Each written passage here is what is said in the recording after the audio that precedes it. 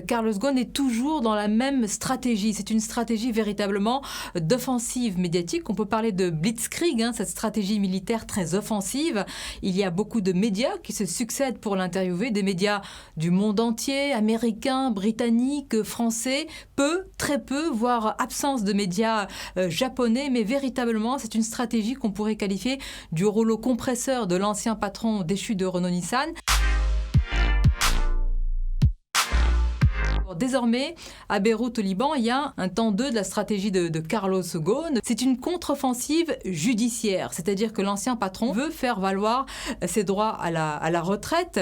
Il estime avoir été lésé. Lui, il dit qu'il n'a pas démissionné. Il s'est mis en retrait quand il a été emprisonné, mais conteste toute démission. Et puis, du côté du Nissan, il veut, Carlos Ghosn, porter plainte contre ceux qu'il estime avoir monté le complot, le coup monté contre lui. Ce sera très certainement une plainte pour fausse accusation. C'est la vraie question. Est-ce que l'ancien patron veut véritablement un procès? Il sait que c'est la seule façon de, si je puis dire, laver son honneur. Il peut donner des interviews au monde entier. Ce n'est pas ça qui va le disculper, même s'il défend.